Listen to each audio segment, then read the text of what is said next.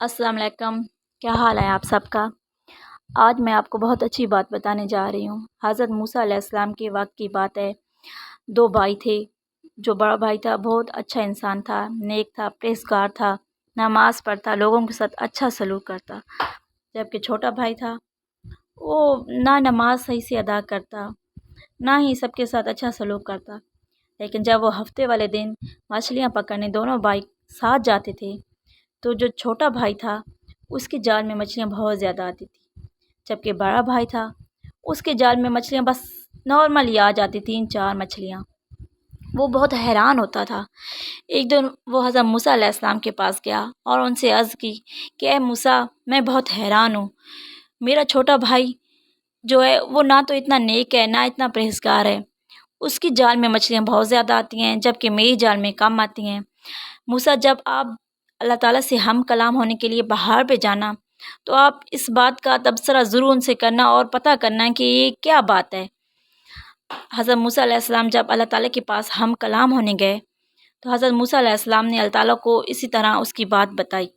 اللہ تعالیٰ نے اسے بتایا کہ اے موسیٰ، میں آپ کو اس کا جواب بعد میں دوں گا، لیکن جب آپ پہاڑ سے نیچے اترتے ہوئے نہ جانا تو وہ جو بڑا بھائی اگر مل جائے آپ کو تو اسے بولنا کہ میں جب اتر رہا تھا پہاڑ سے میں نے دیکھا کہ سوئی کے سوراخ میں سے اونٹ گزر رہا ہے۔ یہ سوال اس سے بھی کرنا اور اس کے چھوٹے بھائی سے بھی جا کے کرنا، پھر مجھے بتانا اور خود بھی معلوم آپ کو ہو جائے گا کہ یہ کیا بات ہے۔ آپ اسی طرح جب نیچے اترے تو وہ آپ کو مل گیا بڑا بھائی، کیونکہ وہ تو انتظار میں تھا کہ موسیٰ علیہ السلام اوپر گئے، جب نیچے آئیں گے تو مجھے میرے سوال کا جواب دیں گے۔ حضرت موسیٰ علیہ السلام نے اسے بتایا کہ میں جب نیچے اتر رہا تھا تو میں نے دیکھا کہ سوئی کے سوراخ میں سے اونٹ گزر رہا ہے۔ تو وہ جو بڑا بھائی تھا وہ حیران ہوا، اس نے بولا اے موسیٰ، کس طرح کی بات کر رہے ہو؟ میں نہیں مانتا کہ اتنا بڑا اونٹ سوئی کے سوراخ میں سے گزر رہا تھا۔ حضرت موسیٰ علیہ السلام نے اس کی جواب سنا اور خاموش ہو گئے۔ آپ اس کے چھوٹے بھائی کے گھر چلے گئے۔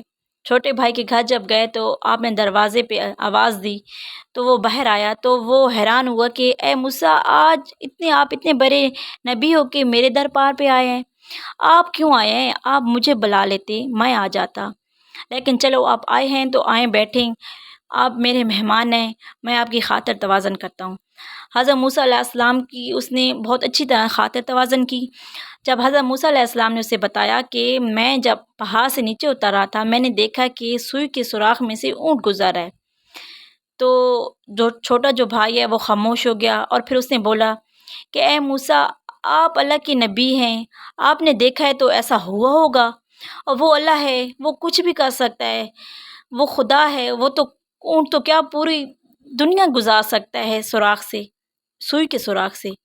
حضرت موسیٰ علیہ السلام نے جب یہ جواب سنا تو حضرت موسیٰ علیہ السلام خود ہی سمجھ گئے کہ وہ جو تھا وہ اپنے اچھے اعمال پہ بھروسہ کرتا تھا اور اچھے اعمال کے بدلے مانگتا تھا، لیکن یہ اللہ پہ توکل کرتا ہے، اللہ پہ بھروسہ کرتا ہے اور اللہ اسے عطا کرتا ہے، اسی طرح اسے کام آتا